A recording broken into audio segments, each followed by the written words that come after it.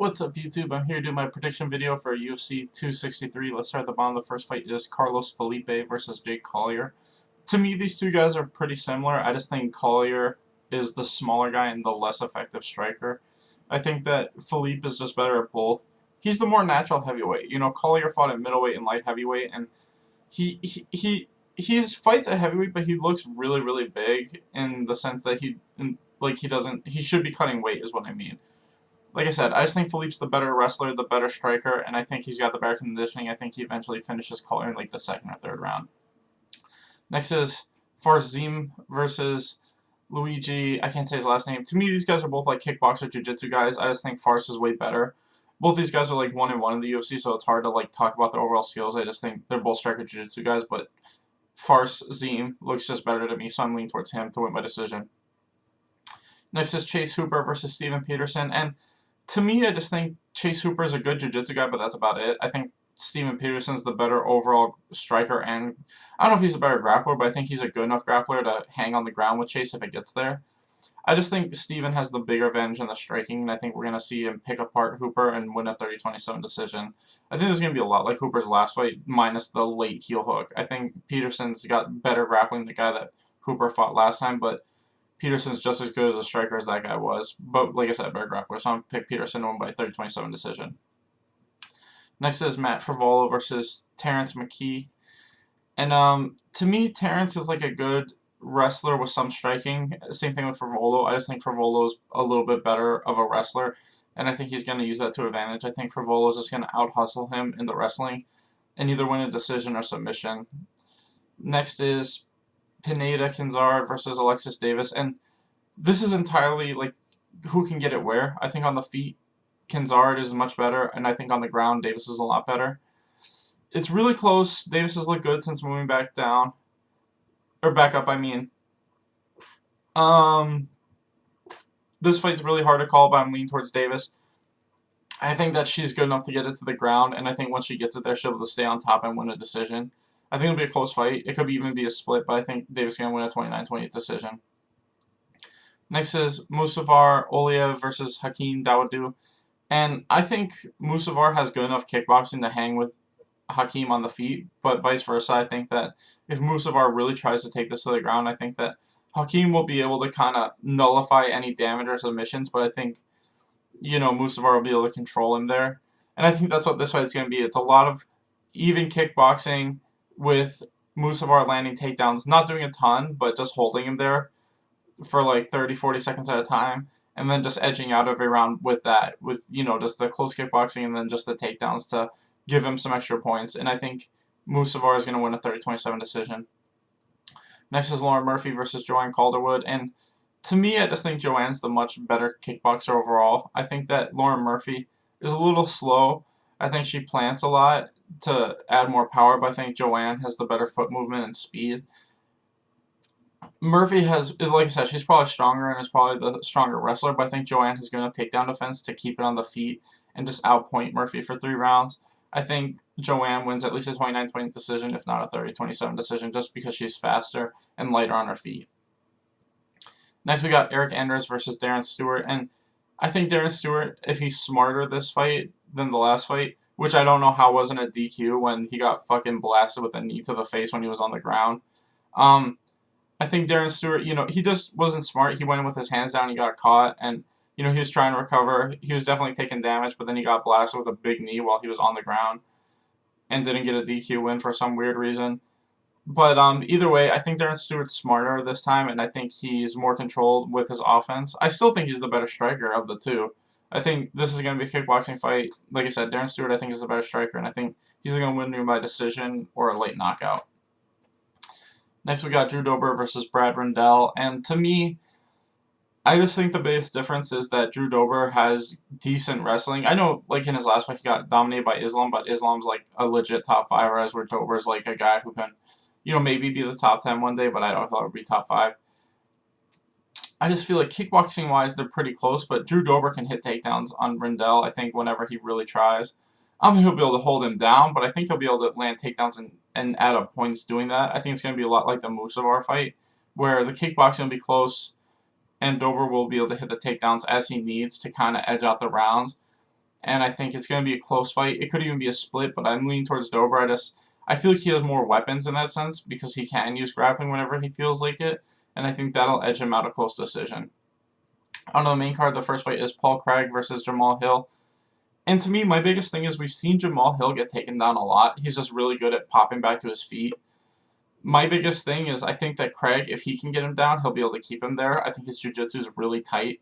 And I think once Craig gets on top of guys, he's good at like latching onto them. And even though Jamal Hill's the better striker, he's not like a one-shot knockout guy. I know he does have that, but for the most part, a lot of his TKOs and knockouts are from volume. And I think Craig's gotten good enough with his overall striking to where he won't get caught with a huge shot. He might get finished late. I'm not saying that's impossible. I think Jamal is definitely the better overall fighter, but my thing is, I think Craig will be able to get this to the ground. I think once he does, he'll be able to kind of get a good position, and he'll probably dive on a submission and win by sub. So I'm leaning towards Craig to win by a first-round sub. Next is Damian Maia versus Belal Muhammad, and I could easily see Belal just surviving the first round and dominating the second and the third. This fight is so tough because it's just like Damian Maia is so old, and I wish they would have just given him the Diego fight when he asked for it. Now he's fighting a top 15 guy. I know Maia's still in the top 10, but he literally said he only wanted to fight one more time and retire. I feel like he's fought long enough to where just give him the fight he wants before he retires instead of give him a guy who can probably beat him at this point in his career. You know what I mean? If this was like 3 or 4 years ago, I would have picked Maia all day. And I still am leaning towards Maia, but like I said, I feel like if Maia can't submit him the first round, he's probably going to lose a 29-28 decision. But I'm going to have faith in Maia. I think he'll eventually be able to get Belal to the ground and win by sub. But like I said, I'm not going to be surprised at all if Belal wins this fight 29-28. I think that he's got the much better cardio and is the stronger wrestler at this point. He's also the better striker. It's just the truth. Like, Maia, closer to his prime, would be able to take him down repeatedly and hold him down for at least 2 rounds. But now I don't know if he can do it for 2. I think he can do it for 1, but we'll see. I'm leaning towards Maia. I think he can get a sub, but like I said, won't be shocked at all if Belal wins. Next is Leon Edwards versus Nate Diaz, and the only thing in Nate's favor is this fight's 5 rounds, and that does favor him because of his style. It just works better for him when he's got more time to do more damage. I just don't know how he wins this fight. I think Leon Edwards is too good with his takedown defense, and I think Leon's going to be able to just run away from him and outpoint him for 3 rounds. And I don't mean run away like he's afraid of him. I mean like just keep space. He can just throw kicks and jabs and stuff like that all day. I think he's the more natural welterweight, and he's the much longer guy in terms of the fact that he uses his kicks a lot better than Nate does. You know, the Diaz brothers have always had trouble with guys who use the kicks really well and use that space for kicking range really well, and Leon does all that. Like, I really want to pick Nate, and I really want Nate to win, like, but I have to pick Leon. Like, I just don't know how Nate wins this fight, in all honesty. I don't know how he's going to be able to close the distance on Leon, and this is the thing. Leon's really good in close, too. He's got great elbows in close. Like, in the clinch area, that's his best weapon. That's probably his most effective strike of all. It's just the clinch elbows. So, it's not like Nate's even got a huge advantage there. It's going to kind of be like when he fought Masvidal, in my opinion. I just don't think Edwards hits as hard as Masvidal. But I think it's going to be the same thing where it's like you got this guy who's just the more natural welterweight and who's more physically strong, especially in the wrestling, and Edwards. And yeah, like I said, I want Nate to win. I want him to win really bad, but I don't think he does. I think Leon wins a dominant 50-45 decision. On to the co-main event. It's Deiveson Figueiredo versus Brandon Moreno. And to me, my biggest thing in this fight is there was so much going against Figueiredo in that first fight. You know, he took that fight on like he just defended his title and he took the fight on like 3 weeks notice or something like that, or 2 weeks notice. So he's a huge dude who has to cut a lot of weight, and I feel like that definitely affected him. He was also in the hospital for like 3 days because he was sick right before the fight. And then he lost a point in the fight, which if he hadn't lost that point because he was just being a little crazy, he would have just won the decision. So it's like, when I look at this fight, I think there was nothing going against Moreno except for the fact that he took the fight on like short notice. But I think he was already scheduled to fight somebody else on that card. And there was just so much going against Figueiredo. And, you know, I just think Moreno, everything, in my opinion, just favors Figueiredo going into this rematch. And because of that, I'm going to pick Figueiredo. I don't know if he finishes Moreno, but I just think he's not going to be as tired. He's not going to be as drawn out from the weight cut. He's not going to be as sick. And I think he's just going to be a little bit smarter and not just go crazy with his strikes. And I think because of that, we're going to see essentially the same fight, just more dominant. And I wouldn't be surprised if he gets a late finish, but I think Figueiredo probably wins at least a 49-46 decision or gets a late finish. Finally, on to the main event. It's Israel Adesanya versus Marvin Vettori, and this is just the honest truth. I agree with Israel. It's not like Marvin Vettori's been beating up a ton of great guys. It's like everyone he's fought since Izzy, other than his last 2 fights, and Kevin Holland, I feel like should barely count because he basically just copied what Brunson did. You know, the Jack Hermanson win was really solid, but other than Jack Hermanson, he's not been fighting like these super high-level guys, and somehow he's ranked like 3.